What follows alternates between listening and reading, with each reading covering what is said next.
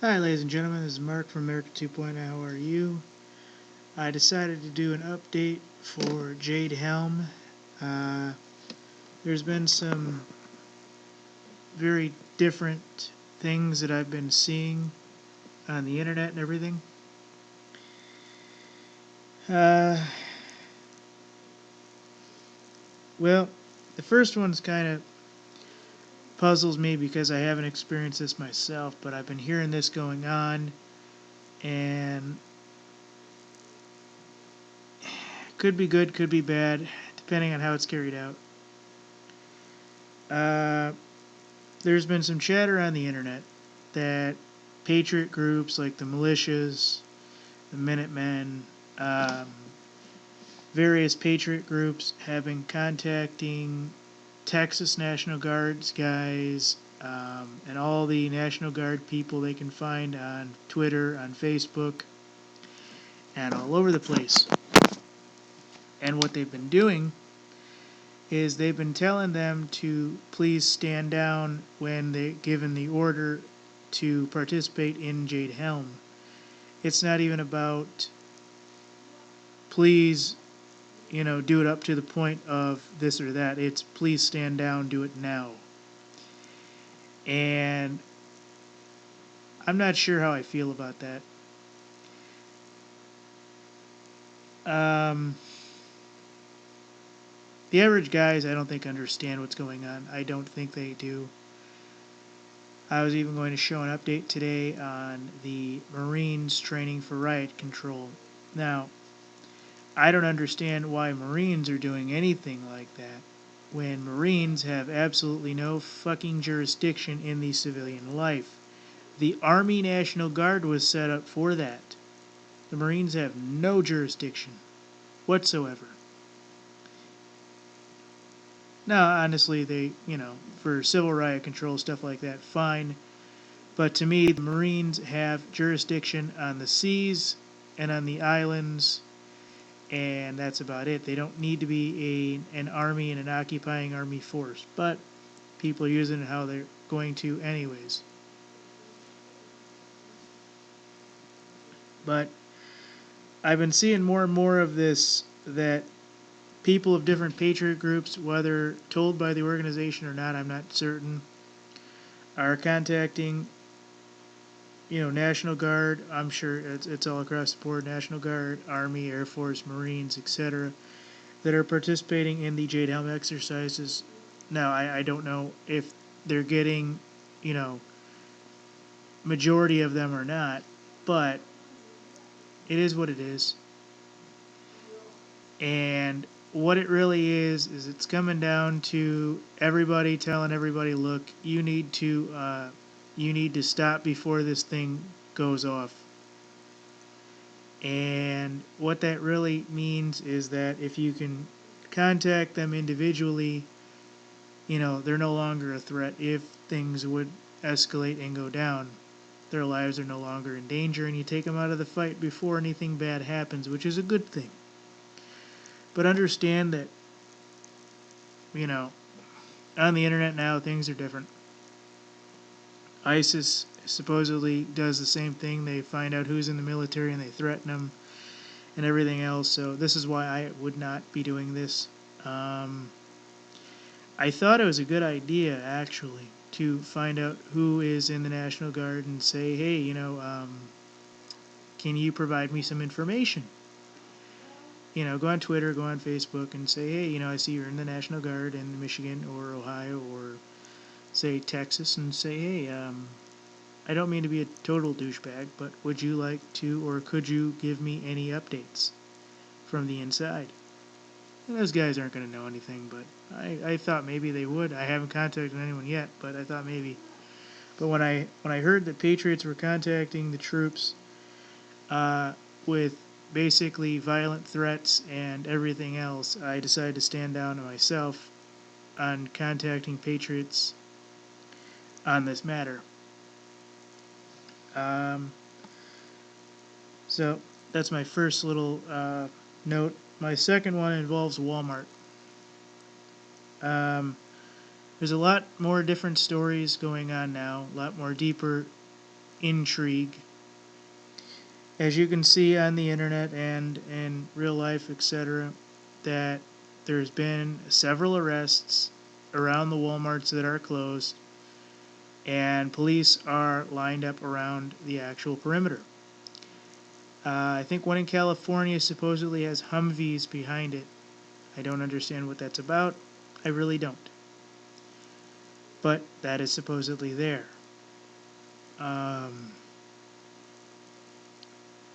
There's supposedly been more than 3 sites, I imagine. I've heard as much as 18, but I know of, I think 3, where they have put up shipping containers. You know, those big shipping containers for the freights and for freighters and stuff. And there were like 22 or 28 of those at a Walmart and at several Walmarts. And I thought that it was kind of ridiculous that these things were just showing up for no reason. Almost like they could be used for barricades of some kind. And like I said, folks, none of this is happening around me. I know people, if this was happening, they would be over in the shipping containers at night with masks on, gloves on, and they'd be breaking in and they'd be doing, investigations and stuff. I wouldn't. I would probably end up getting photos and I couldn't use them anyways because then I'd be an accessory and that'd be horrible. But I would be able to say yay or nay on the info, but none of this shit's happening in my area because I'm in Michigan where nothing happens. So, that's that. I believe the shipping container situation is less about the cargo and more about using it as a barricade of some sort to stop vehicles, to stop people, put them in front of the big doors or something. That's what I believe, folks. I'm not certain what it will be used for, but I would imagine it would be used as a perimeter wall that can be moved around. Now, here's the funny thing is that these things basically randomly showed up, and there's no truck around that can move these things. Now, majority of the bigger, construction vehicles can probably move these things, but the places that I've seen don't have these type of like cats and everything else that can move these big shipping containers. I mean, people are building houses and stuff out of these. I mean, they're like, some of them are as much as like 5,000 pounds of solid metal. And they're not very bulletproof or anything, so, I mean, as far as protection goes, they weigh a lot, but they're not bulletproof, so I imagine if they're going to be used for anything, it'll be for obstacle control and, like I said, crowd control and basically blocking off perimeter around the building and stuff. But I do not view it as something that would stop, something that would be used for like bullet shields or, anything like that. But I'm kind of surprised on a couple of different things involving this. A lot of these quadcopter drones, and I don't have the site for mine that I'm going to be purchasing, but I have one I found that's only $123. The battery lasts 10 minutes, and it comes with a RC remote with the monitor on top that does the live feed. And I thought, my God, this is exactly within my budget, and this is exactly what I've been looking for. That isn't a $400 or $500 item that I can't use. And this way it'll allow me the opportunity to have one that is an FPV. That would be the monitor with the video camera that's feeding into it. And allow me to see what my drone sees. And that way if something like this does happen, I can just sneak up, toss it in the air, be 100, 200 yards away, just sit there and just Now, of course, that would be illegal, but if shit hits the fan, you're goddamn right, I'm using it for surveillance. And that's a good thing. Hell, for the $123, I might even be able to get 2 or 3 of them soon. So, you might want to look into these. I mean, it's not a bad idea, folks. Not a bad idea. I'm actually surprised, like Dabu 7, which I know most of you guys are going to say, oh, this, oh, that. But a lot of these guys on the internet are just using like random cameras and stuff. I'm actually surprised nobody is implementing these quadcopters and these drones and stuff. I mean, there was a video in Canada. They were doing something, and a guy had a little Cessna 172, and he was buzzing around with a camera. And I was going, why the hell aren't people doing that in the United States? And here's this little, hobbyist guy doing this. So if I were you folks, I'd get it on. I'd look into them. Some of them are more than others, but they're definitely worth the time and effort. I wouldn't put it in the air very quickly or very long due to all the technology that they have. No doubt the police cars, for the most part, I imagine, probably very soon will have the technology to block the signal and make your quadcopter either come to them or just land randomly. So I would definitely look into the technology, but I would use it limitedly if you are going to use it for surveillance purposes for this. And it's always good for like family videos and stuff like that, and like weddings to see, the different things. One of my families bought me, or my family rather, bought me a non-FPV version, one without the monitor and the live feed. And the camera that it did come with, the pictures that I could take, well, it was nice, it was good, but I couldn't view it, so it did me no good. And the small version I got, one of the motors broke in like 2 or 3 days. So I'm actually kind of unhappy about that. And I heard that that's actually very common. So the next one is trains. More people are seeing more trains and more armored vehicles. I believe the latest one was supposed to be in California coming. And these guys were seeing all kinds of mine-resistant vehicles on trains going toward the California and Texas area. So I don't know what's going on one way, I don't know what's going on another, but this is what everybody's claiming they're seeing now. They could have pictures and stuff from years ago for all I know. Like I said, the main thing I'm going to say is I'm in Michigan where nothing happens.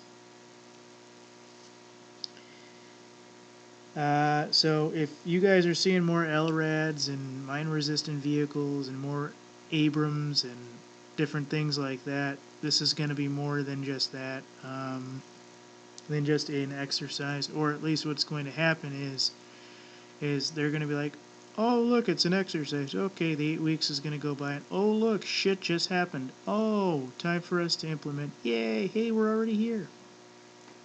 And that's basically going to be the drill.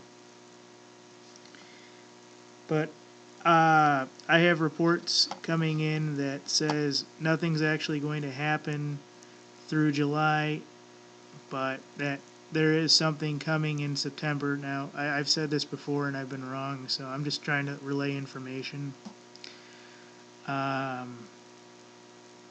Somebody said to me, and I've gotten this as several sources, that somebody in the elites and everything, and that's being trickled down, that somebody's going to take out Putin in September, or that somehow or another, Israel's going to try to take out Putin, or some crazy ass story. I can't even make heads or tails out of the person who said it. But this is, some crazy shit being planned by the elites that nobody says they can stop, and this and that. But supposedly, if that's true, then it's already planned. Now, do I think he's going to die? I don't think they're actually going to take out a world leader over this. I think he's just going to go into hiding or something after the situation. They've used so many actors and stuff, folks. I don't think they're actually going to take out somebody over this. But I hope not. I really hope not. But that's what I've heard. Again, I've heard things and nothing's happened. So who knows, folks. Sightings. Alright, folks, we've been hearing that the National Guard is supposedly walking around in, casual uniform or casual dress and everything. And I saw a guy with a woodland camo hat. Uh, it didn't really look like the kind I was used to seeing. It looked kind of newer. So I stopped the guy real quick. Well, it was in and out of area, so I said, "Hey, so you remember the military?" He says, "Yeah." He says, just checking out the sites and everything." I said, "Really? Checking out the sites and everything?" I said, "So you're doing surveillance work?" He's like, "Nah, just got moved to Michigan for some reason or another, and I do some grocery shopping, and it's a nice state. And we got to chatting and everything." I said, "Okay, you know I'm going to ask the question, right?" He says, "Ask what?" And I wanted to record it, but because he was in the military and because there might have been sensitive information, he didn't allow me to. And I completely respect the guy for it. But next time, I think I'm going to run the voice in the background on my recording just so you guys can hear it. But I said, "So, you're in the National Guard, right?" He says, "Well, Army Reserve, but they moved me to a Guard unit." I said, "They moved you to a Guard unit? The fuck are they moving people around for?" He says, "I don't know, but I was told that, to serve the next term, my thing, in the Guard. And so I got orders to come to Michigan for the Michigan National Guard." And I said, "What's Army Reservists doing moved to the Guard?" I said, "Are you active?" He says, "Well, not right now, but there's talk." I said, "Talk of what?" So I'm basically sitting there just trying not to shit myself. And I said, "All right, so you got moved here and you were Army Reserve moved to the National Guard." I said, "Was that a volunteer thing?" He says, "No, they needed more help and training and stuff." My eyes got widened. I'm like basically thinking, fuck, fuck, fuck, fuck, fuck, fuck, fuck. So either this guy was playing me or this was real. But I approached him. He didn't approach me. And so I was talking to this guy. He seemed like a good guy. So I kept talking. I said, "So, can I ask you the $15 million question?" He says, "Does it have a J and H?" I said, "How the fuck did you know?" He says, "Yeah, I'm getting out a lot lately." And he says, "None of us know a goddamn thing." He says, "Here's how the military works." He says, "In a nutshell, there's about 117 programs that are running nonstop, 24/7 in every direction. Some of it's by reserve, some of it's by active military, some of it's by, special operations and infantry groups, and some of it's by the office workers." He says, the only thing that he knows is that the military is devoting a lot of time and a lot of effort and a lot of resources. That's all he said. He never told me what his rank was. He didn't tell me what his um, what his MOS was. But he basically just started telling me all this stuff.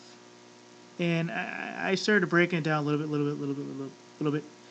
And he basically said, like I just said, there's 117 programs in the Army being run at a time. I don't know how he came up to 117, but there's some magical number that he knew about.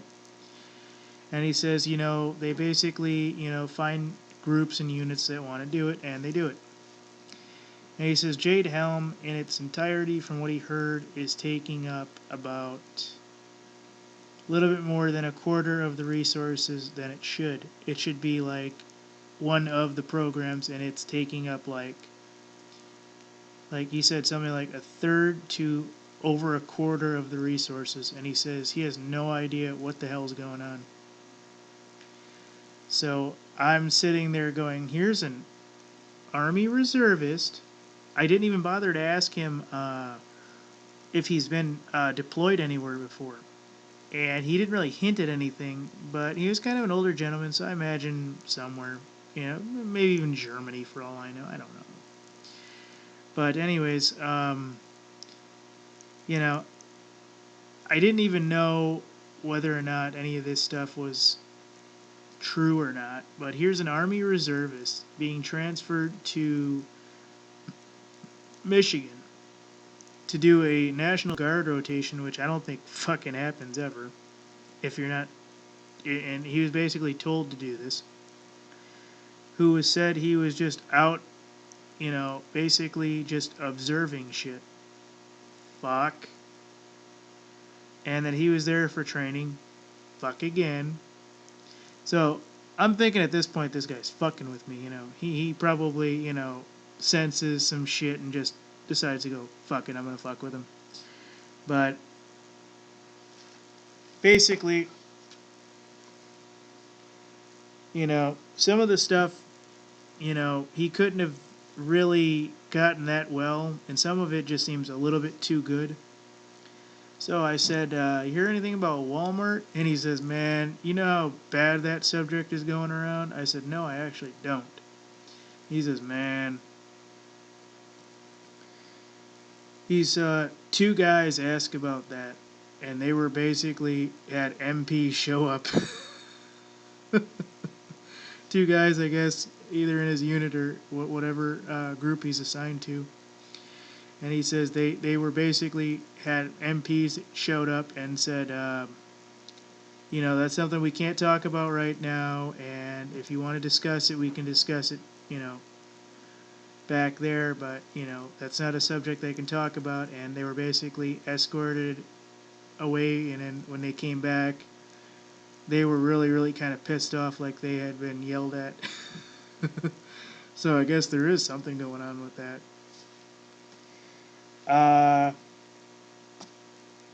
So there's not much I can tell you, folks. When you see these guys in camo, when you see these guys that that are locals, and they're doing this or they're doing that, just stop them and talk to them for a minute.